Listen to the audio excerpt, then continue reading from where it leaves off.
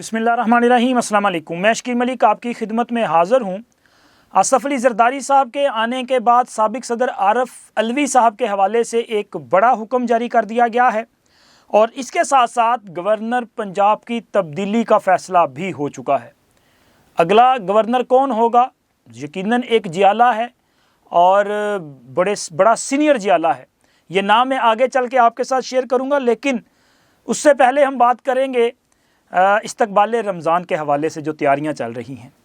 मेरे नज़र से एक ख़बर गुज़री और ख़बर पढ़ते हुए मुझे बड़ी हैरत हुई, तशवीश हुई कि यार इतना जुल्म।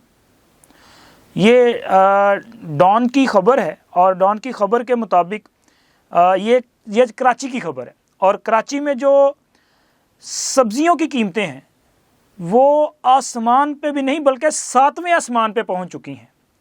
शिमला मिर्च की जो कीमत है, मतलब मुझे हैरत हुई शिमला मिर्च की वो कीमत देख के। हेडलाइन वो थी तो सर वहाँ पे शिमला मिर्च की जो कीमत है वो इस वक्त 700 रुपये से लेके 800 रुपये तक है। ये 5 किलो का रेट नहीं है। वो मतलब तुसी धड़ी ना समझ लेना कि जी धड़ी का रेट है, नहीं सर, ये 1 kg है। 1 किलो सिर्फ 800 रुपये किलो। और प्याज की कीमत जो है वो वहाँ पे पहुँच चुकी है सर कोई 300 रुपये किलो तक। और चंद घंटे कबल, कोई 24 घंटे पीछे जाएंगे तो ये जो प्याज की कीमत थी वो तकरीबन कोई 250 के करीब थी और उसमें ये इजाफा हो चुका है। और शिमला मिर्च की कीमत भी कोई 24 घंटे कबल जो है वो 250 से 300 रुपये किलो थी।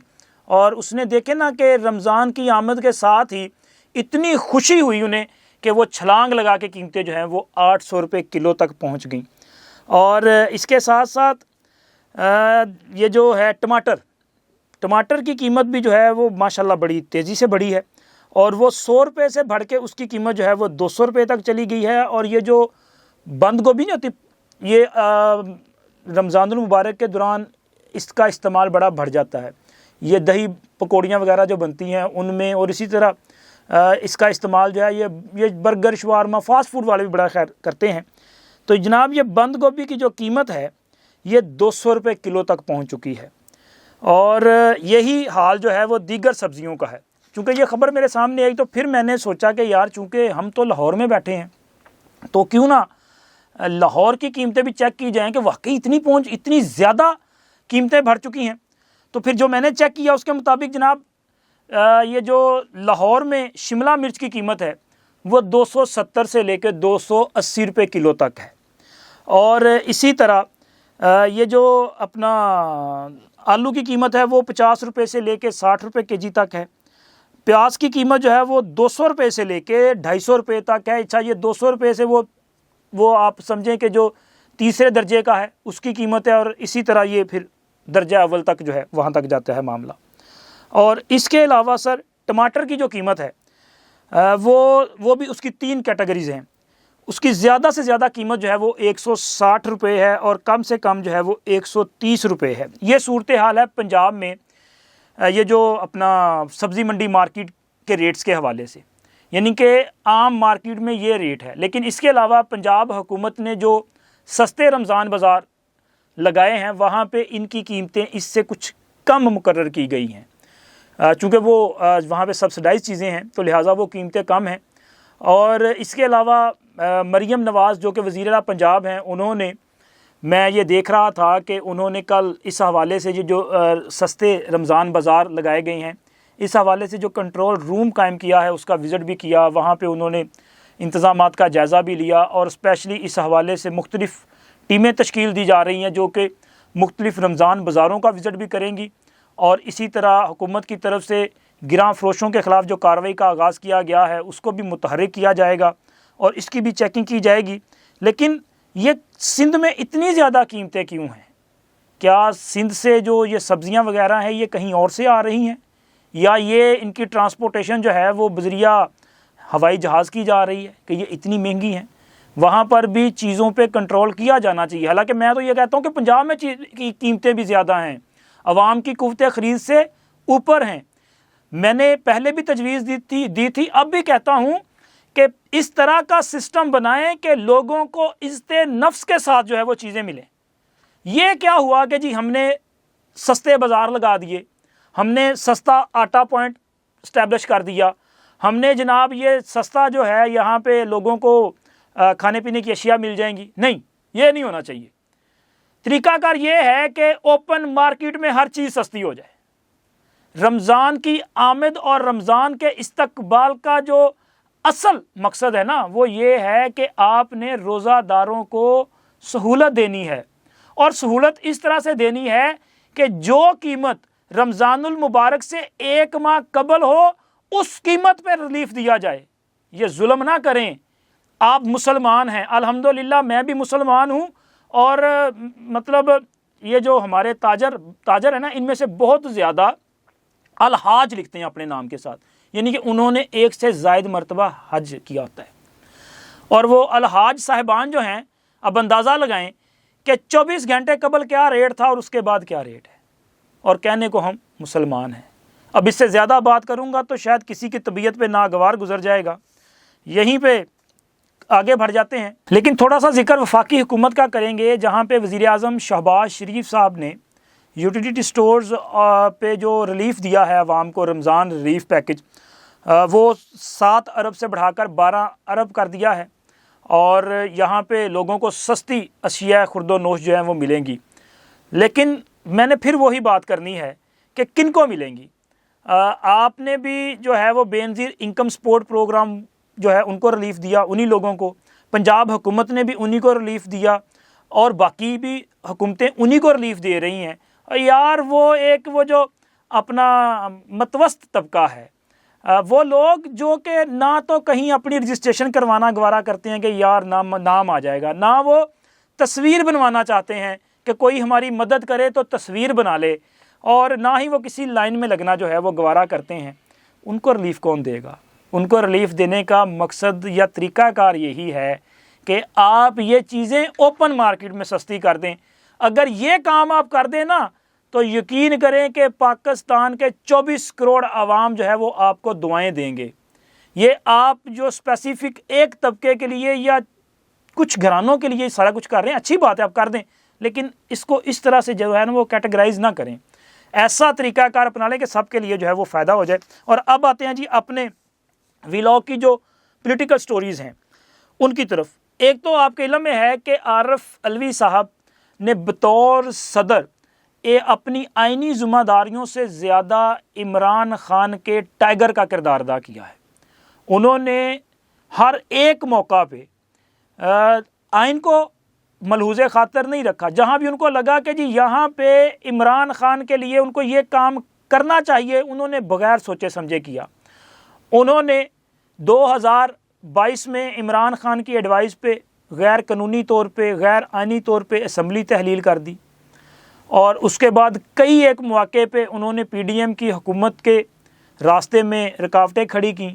उन्होंने कई तकर्रियों को रोकने की कोशिश की। उन्होंने कई मौके पे कानून साजी जो है इसके रास्ते में रुकावटें खड़ी की, और ये सारे के सारे उनके इक़दामात जो हैं वो आइन से वायलेट करने के मुताबिक हैं। बल्कि ये जो असम्बली तहलील करने वाला मामला था उस पर तो सुप्रीम कोर्ट के 5 रुकनी बेंच का फ़ैसला मौजूद है, और उस फैसले में तहरीरी ऑब्जर्वेशन मौजूद हैं कि सदर आरिफ अलवी, इमरान खान और डिप्टी स्पीकर का जो एक्ट है ये आइन को वायलेट करने के मुताबिक है। लिहाजा इनके ख़िलाफ़ आइन तोड़ने के इक़दामात के तहत कार्रवाई की जा सकती है। लेकिन चूँकि सदर साहब को आइनी इस्तिस्ना होता है, उनके ख़िलाफ़ किसी किस्म की कार्रवाई जो है वो किसी भी अदालत में नहीं चल सकती, उनको तलब नहीं किया जा सकता।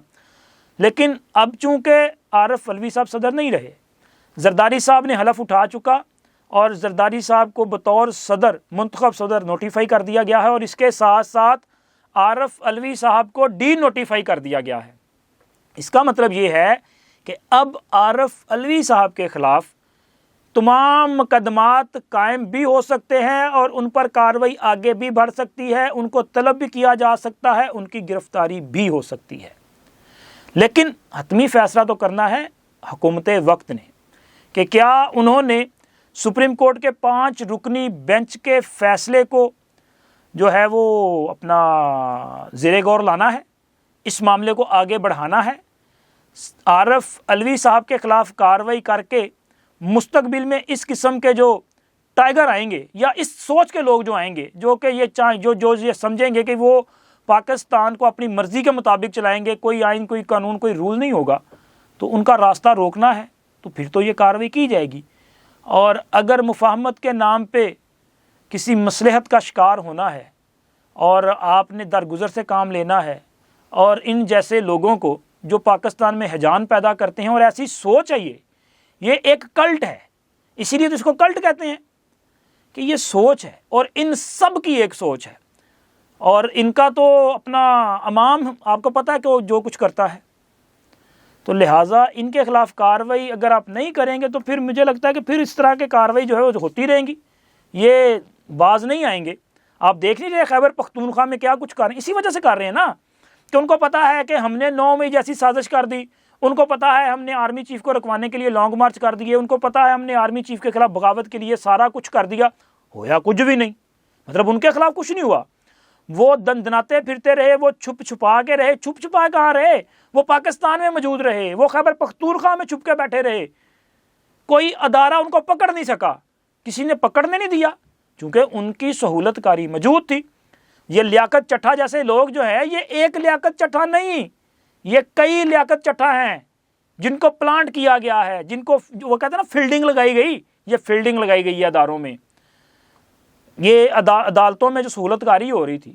بندیال صاحب، ثاقب نثار صاحب سے لے کے بندیال صاحب تک ایک لمبی لائن ہے، اور اس اتنے عرصے میں جو ججز آئے ہائی کورٹس میں، سپریم کورٹس میں، تو وہ سارے کے سارے جناب سوچ سمجھ کے لائے گئے تھے۔ یاد نہیں آپ کو کہ جناب 2023 میں یہ بندہ آئے گا، 2025 میں پھر ہمارا آ جائے گا، 2027 میں یہ ہو جائے گا، 2028 میں فلاں سے فلاں، پھر یہ دیکھیں ایک تاریخ بھی رقم ہو جائے گی، اور 2035 تک کا منصوبہ بنا کے بیٹھے ہوئے سی۔